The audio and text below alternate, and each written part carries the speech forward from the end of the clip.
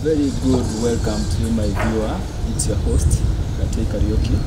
Today we are discussing matters education and the struggles that we are having with the Kenyan system vis-a-vis the system in the UK. With me I have some very lovely ladies who will be helping us out and making discussions on how they think the system is working so far. So welcome. Thank you. Maybe you start by making a brief introduction of who you are and how you like the environment around here in Kenya. Well, my name is Heather Techner and I work for the Diocese of Chelmsford, and we've had a link with Kenya schools for a very long time. Our clergy have had a link for over 40 years. We've had a link for over 20 years. We love coming to Kenya. We love our link schools. We have many link schools, but we can't always bring as many teachers as we want, but we enjoy being here. My name is Julie Sarti. I also work for the Diocese of Chelmsford, but more recently I've only been working there for a year. Before that I was a head teacher at a primary school, and I've been a teacher or a head teacher for 35 years. This is my first trip to Kenya and I'm absolutely loving everything about Kenya, so that's very pleased to be here. Thank you so much for being here. Now we have had a relationship between your diocese and our diocese. How do you think so far things have been working? They've been working very well. As I said, we've got a lot of schools in Bere, Kirinyaga and Embu as partner schools, and when the partnership is established, the school in the UK and the school in Kenya, they liaise, usually on WhatsApp because that's usually the easiest way, sometimes on email, and they send photos, sometimes they send workouts, and it's working very well. It works well when the communication is good. Maybe this one is for Julie. You said you have been a head teacher for a while. How different is the system in Kenya from the system in the UK? Well, in fact there are more similarities. Now that I'm here, I'm seeing more similarities than I thought there would be. We too work in the national curriculum. Our approach to teaching and learning is more child-centred. We like the children to collaborate in their learning and to be able to apply their learning skills to be able to transfer the learning that they've made into different situations. So there are lots of similarities. Because we also cover a wide range of subjects, as you do. We don't tend to split the lessons into 35-minute lessons, as I believe you do in lots of places here. We may take an approach through a topic, so we may be looking at people who help us for the younger children, for example, and then pulling some of the other subject areas into the area of learning. But there are lots and lots of similarities, and we've been very impressed with what we've seen in Kenya schools so far. Now, maybe in my introduction I said that the Kenyan system is still struggling with the new system that was introduced, and we are still having hangovers from the previous system, yes, which was more teacher-oriented, more than student-oriented. Yes. Maybe you can start by giving us a brief history on when the system in the UK was introduced, and how has it been running, and maybe did you have teething problems? Yes, there are always teething problems with any new system. When we both were trained so that it was much teacher-led. And then in 1989 our national curriculum came in, and at that time teachers needed so much more training because it was a different approach. So since that time teachers have had much training on this more pupil-led learning. And so they sit together in groups rather than in rows or individual desks. They sit and work collaboratively around a desk. So the teacher gives some input, and then they work collaboratively, and then the teacher goes and finds out that they're still on task, what they should be doing. And we often group children in mixed ability groups, so yes. we don't have all of the brighter children together, all of the children that find learning challenging together. We mix that because we find every child can bring new skills to a situation, and working together in a mixed ability way is really advantageous. And they can help each other. They can help each other by learning from each other as well as the teacher. By your experience, do you think there are any modifications that would be made to the current Kenyan system to maybe come closer to the UK system, or whether they are similar or whether they are very similar? Well, like Julie said, we've been looking at the curriculum a lot since we've been here, and sharing that with teachers and head teachers, and we've been very impressed with the curriculum, and we've bought some of the curriculum books so we can take them home and share them with our teachers, and Julie's been sharing them with the teachers that we've brought together here, and they were going through the pages going, we do that, we do that, we do that. So I think the main thing's going to be for the style of teaching for the teacher. The biggest change is going to be for the teacher to be able to adapt their style of teaching to the new way that is needed here. Because that brings a level of challenge, because when children are working together in groups and they're not sitting in rows looking at the teacher and waiting to be taught, they can become noisier, or they can become very engrossed in their learning and not hear when the teacher asks them to pull back together again. So that can bring new challenges to teachers who aren't used to working in that way. But it's worth it. And the children will find that a challenge as well. And you may get some children misbehave because they think the teacher's not looking at them, but the teacher will be looking at them. They've got to learn that this is a new approach.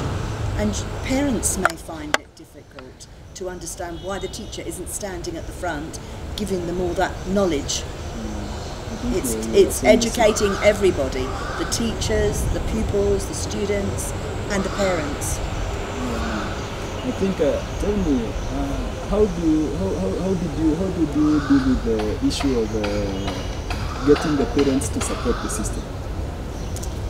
I think that in our schools we share lots of information about things that are going well. So we make newsletters, or we go out to the gate when the children's parents come to collect them and tell them how well that child's done because they've really used their thinking skills today. And we start to just drip in some of the language around collaborative learning so that the parents start to see that that is valued. And slowly parents come on board, I think, don't they? And we send work home so that the parents can see the work that they're doing, that it's meaningful. They have to bring it back again, but they share it at home. And obviously there would be homework, so it would be consolidating their learning. They wouldn't be doing new learning at home, because that's the teacher's job. And sometimes parents might think, oh, this is new learning, this is the teacher's job, this is not my job. But we're not asking the parents to do that, we're asking the parents to support and perhaps repeat something they've done at school to consolidate it for the children. I think anybody needs to see the value of something that's changing, don't they? And an example might be with maths, where children may learn how to do quite complex calculations, but don't really understand how to apply that when they're trying to solve a mathematical problem. Like with shopping or weighing or practical things, so applying those skills. So it's making sure that they can do that and apply it to other areas. And working together in a group can make that much more possible for children to dig a little bit deeper in their understanding and be able to apply that knowledge more readily. What is the impact of the system in UK on the general discipline of the child?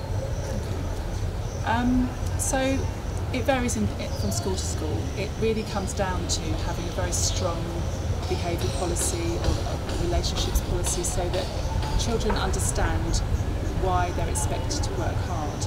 And we work with church schools, and so much of that comes from setting up a very strong Christian vision with associated values, so that children children work hard and behave well because they know that's the right thing to do, because of the work we do around our vision and what they do. So it threads through everything, doesn't it, really? And they know their expectations, so that they would know if things started to go wrong and perhaps they weren't doing what they should be doing, they would know what the sanctions are. What would happen if this happened? What would happen if that happened? But similarly, they would also get a lot of praise and rewards for and feedback about doing well. And it would be about doing well, yes, in terms of their learning. They're trying their hardest. Skills that they were doing. So you praise them for working really hard or sticking to the problem, rather than always for the outcome. Yeah. So, for instance, we wouldn't be, as much as we want the children to achieve the highest level of education that they can achieve, we understand that each child is different. They can't all be taught the same thing at the same time, because they're all different, and some children can access that and some children can't. And it's making sure that they are doing the best they possibly can to match their ability. You see, the reason why I asked that question is because there's a joke that's going on the social media in Kenyan circles. Okay. That the teacher sends the child home with some homework, and then the parent already forgot what he was taught in those levels of. Yes, yes. And so if you give the wrong answers, then the kid comes back and reports to the teacher, and the teacher will be wondering why is he failing, but it's not the kid who's failing, it's the parent who's failing. Yeah, well, that's the difficulty, is making sure that the child is doing the work and not the parent. And one of the other things that we do a lot is ask parents to come into school, and we hold workshops to explain the new way that we're teaching and the new way that children are learning. We're not learning the same things that they did as parents when they were children. That's really interesting. How often do you hold the workshops? In most schools, there may be something happening once a term. Yeah, I was going to say termly. I was just going to say, I've been ahead 27 years and in various schools, and in one particular school, which sprung to mind when you said that, I was teaching mathematics and to the low ability children, and they were finding it a real struggle because they had their examinations at the end of the year, so they were level 6. So I knew they would only achieve very low, but I wanted them to achieve as high as possible at their level. And again, we had parents saying, I can't remember how to do this myself, how can I help my child? So I invited them actually into the lesson. Now, another teacher might find that quite threatening, but workshops work really well. But I said to the parents, come and see how we do it. And I think it is making them aware, but the workshops work very, very well. We used to call those occasions our sharing our learning events, so that we may be doing something around spelling, for example, and we'd ask the parents to come in and work with their children and do the lesson with the children. But it wasn't in a way that was threatening to parents. It wasn't we weren't going to ask parents to give the answers. That's a very interesting. That's a very interesting way to go about that situation. How was the response with the parents when you call them? How is the response? Because I'm pretty sure that's something we are struggling with around here. Because parents are still having, as they said, the hangover of the old system, so they feel coming to school is too much of a bother. Yes. Well, the value, the ones that come can really see the value. Once they come, they may be nervous, but they come, and once they've experienced it, they can see the value, and then they talk. Then they talk to other parents and say, "You come next time. It's good." And sometimes we're a little bit clever, and we may decide that we would like to have parents in to have some information about reading. So when we invite them in, but we invite their children to come in, who will take off to have a bedtime reading session or with chocolate and a little treat. So the children really want to come back to school, and then the parents come in and are just there. So it's a way of getting them to school in a non-threatening way, isn't it? You have to be careful because you want to pull in everybody. You have to And target it well. and there always will be a small amount of parents you never reach. There will be. And as much as you've just got to keep trying, but there always will be a small amount of parents you can't reach. Okay, maybe what are the qualifications of the teachers in the different levels and schools? Well, every teacher has to have a degree. Okay. Every teacher, regardless of whether they're teaching little tiny ones of 3 years old and 4, right up to 18. They all have to have a degree. So they'll have to study at university and receive a degree. Otherwise, they can't teach. So you don't do untrained. No. We do have unqualified teachers, but Yes. they don't get paid in the same way, and they can't take on as many roles as the Yeah. teachers. So we may have teaching staff who have degrees, and then we may have unqualified teachers or learning assistants who don't have to have degrees. They may be supporting the work of the teacher. Would you say that the teacher-student ratio is reasonable in the UK? Well, we'd like it We'd smaller. always say no. We'd always But say no. ours is smaller than yours. We're about 1 teacher to 30 pupils. But we say that's too big. We're very inclusive in terms of having children with all sorts of additional needs and challenges. Yes. And sometimes it would be beneficial to have another adult in the room. And sometimes we manage that and we get the funding to do that, but quite often Sometimes we don't. can't afford it. Because I think it's something that the Kenyan system is still struggling with up to today. There are so many students, but you can find a class of 54 Yes. with one teacher. Yes. And I think that one can be pretty hectic. And that would be even more difficult in this new model of Definitely. child-led learning, Definitely. where children are working collaboratively because the teacher needs to keep an eye on what's going on. Yeah, and they need. step in. Yeah, the- they need to go teaching round to all the Yeah. groups of children to make sure they're on the task that they should be on. But- With and bigger numbers, it's tease very. out the learning with different questions and things. So Yeah. it would be difficult to do it with that Those size of numbers. class. Our viewers, we are taking a breather. Don't touch that dial. The discussion is just beginning.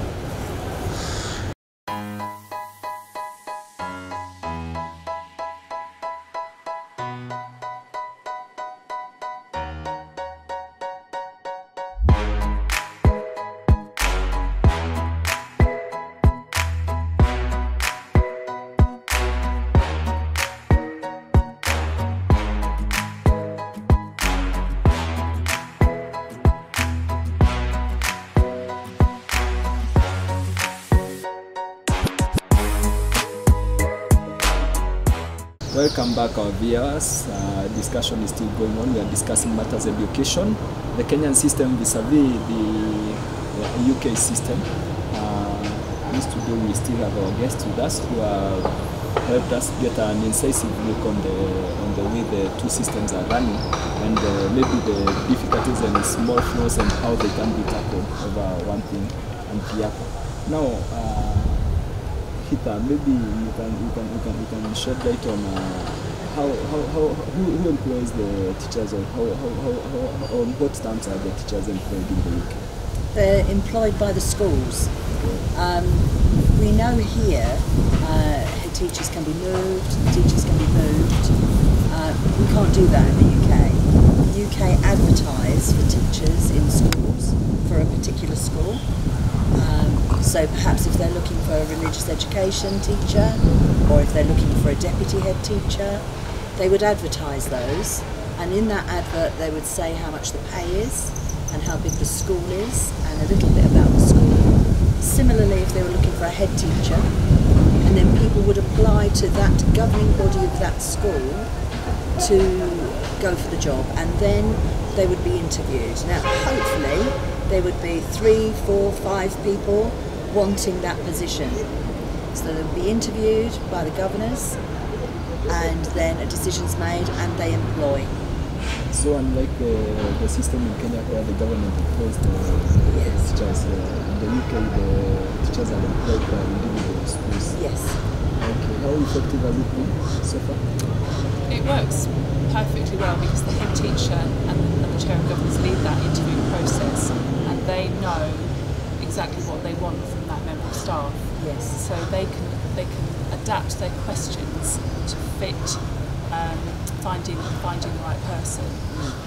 It's a robust system, and sometimes an interview might include it would include a series of questions. You would probably observe that person teaching a class. You might invite them into the staff room to meet the other teachers at break time to see how they interact with other people there. You may ask them to do an in-tray exercise where you ask them to write a letter to a parent, perhaps when the child hasn't been reading, or when there's a problem. So you really get a strong understanding of whether that person would be the right fit for your school. So as a head teacher, I'm sure Heather would agree, I'd much rather make my own decision about my staff than have somebody else tell me who was coming. Yes. So I think it works very effectively, doesn't it? Yes, it does. Okay, here in Kenya, the teachers are usually employed by the government and they get moved about. Yes. Do you think it is part of the reason why we have maybe problems with performances in different schools? Maybe you are taken somewhere where you don't feel comfortable. Well, I'm sure if people are in a situation where they're not comfortable, they're not going to perform well. We have systems, and I'm sure you do here, if a member of staff is not performing well, they are monitored and they're given steps to improve. And if they don't improve, then other steps are put in place. If they don't improve then they have to leave. I would imagine it's quite difficult for a teacher to invest in a school if they feel that they may be moved on at any point. I think I would struggle as a teacher to think I could just be taken out of this school that I've grown to love and moved somewhere else. And I would prefer to be able to think, oh, now is the right time for me to move on to a different school. So now I'm going to start applying for other jobs. So it says it must be tricky for some teachers if they don't feel they're going to the place that they felt most comfortable. And how about the funding? How is education funded in the UK? From the government. Okay. How exactly do they distribute the funding? So that comes from people's taxes. We pay quite a lot of tax in the UK, and that goes to lots of public sector areas, hospitals, police, and teachers and education. So they organise the pay. Head teachers in the school can decide the level of pay. We have pay scales for different roles, so teachers would have a range of pay that they could be given, and it would be down to the head teacher and the chair of governors to decide. Yeah, and when you receive a new teacher who has only just finished their training, they're called an early careers teacher, ECT, and they follow a program for 2 years to ensure that they are working in the way the school want them to work. It's like an induction, really, and they monitor these people more than they monitor anybody else initially, because that's what they need to do. And then after those 2 years, they either pass that or fail it. If they fail it, they can extend it, and there are things in place to support them. Oh, okay, that's nice. I think the problem that we have with the Kenyan system, I don't think we have a shortage in teachers. What we have is a shortage of employed teachers. Yes. Okay. Because the last time I was doing a little check on the education system, I found that there is a backlog of people who already have TSC numbers, which is the organization to become a teacher. Yeah, we have DFE numbers, Department for Education. Yeah, you find that people who left college several years ago are still out here looking for jobs, and yet there are still more coming in. I don't think we have a deficiency in teachers. I think we have a problem with funding. Yeah. With a country like Kenya, corruption is also a problem. But I don't know how the UK deals with such issues. Mismanagement of funds, maybe a school has been, because the funds have been dispersed to a school and been mismanaged. No, Very robust no. systems in place to check that's not happening. No, that won't happen. No. And you are funded on the size of your school. So if you have a certain amount in your school, you may be what's called a Group 1 school, so that would be a very small school, up to about 210 pupils. You would be funded for 210 pupils, and that would fund the appropriate amount of teachers. And then if it was a bigger school, obviously more money, more teachers, because obviously there'd be more classes. And like Julie said, very, very robust financial management by the governors. Yes. But also beyond that with the local authority. Yeah, like the borough. And schools also are subject to sometimes a 3-day financial audit where Yes. people will come in and rigorously. every part Yeah, of every rigorously go through absolutely everything on spending. Okay. Now moving away from funding, let's speak about the church and education in the UK. What's the role of the church in education in the UK? We have 139 church schools in our diocese. Okay. There are many dioceses in the UK, as there are many dioceses here. But in our diocese we have 139 schools. The majority of those are primary schools.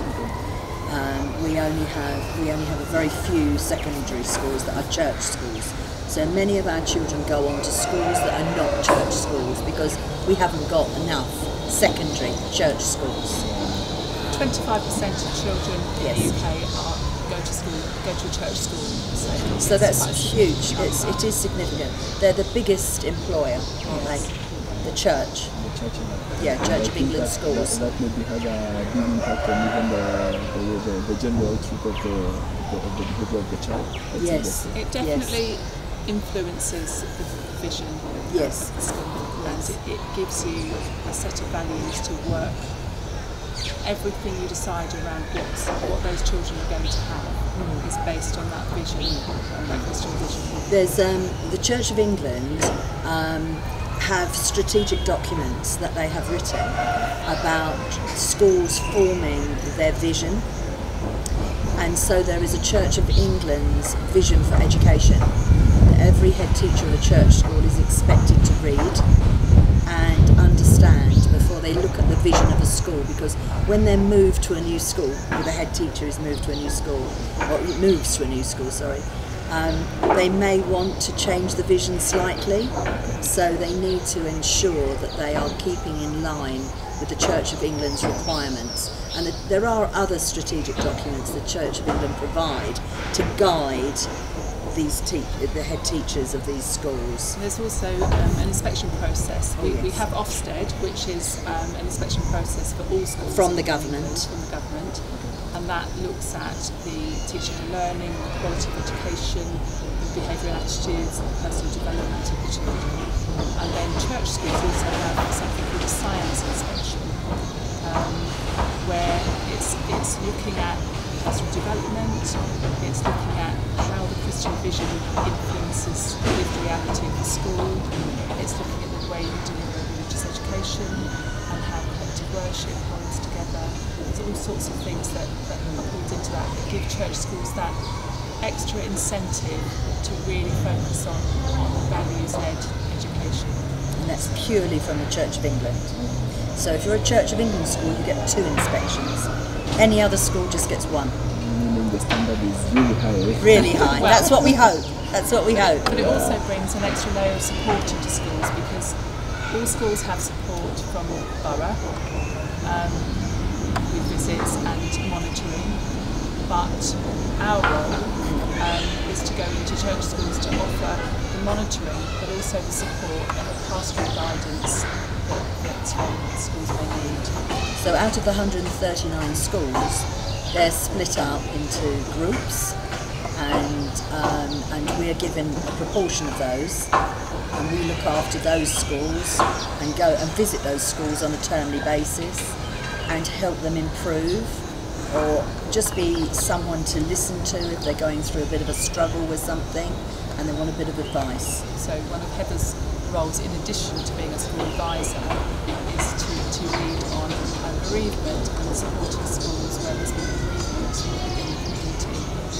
One of my extra roles is working with local partnerships, religious advocacy, and another person has a role in religious education, and somebody else supports schools with developing very strong education. We also have But also, as part of my role, I run the head teacher induction.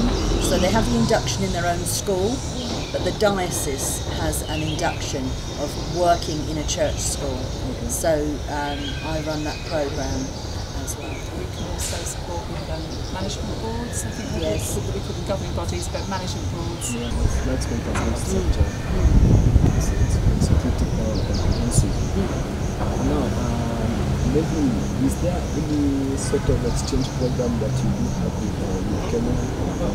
Maybe some teachers come to the UK, see how you run things, and maybe teachers come. Well, in the past, the government have had a program where there's been some funding that schools can apply for, and we've had this partnership that we've got now, and it's been a reciprocal partnership, so that we've come here, and then at another time during the academic year, our Kenyan colleagues come to our schools.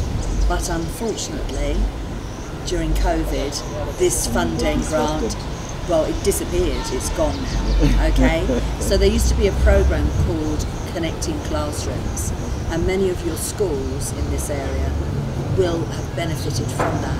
So as we've been going around the schools, it's been so lovely. We were with some people yesterday, and they said, we've been over to your country and worked in your schools twice, or we've been over 3 times, we've been over once. But at the moment we can't offer that because the funding stream isn't there. Well, our viewers, everything that has a beginning has to come to an end. We want to come to an end to our interview today in the discussion that we have had on matters education, and we have had a chance to learn about various things that maybe we can employ in our country and make our education system better, plus the role that the church is taking upon making education more easy for our students. Until the next time, we'll be back. My name is Kate Karaoke.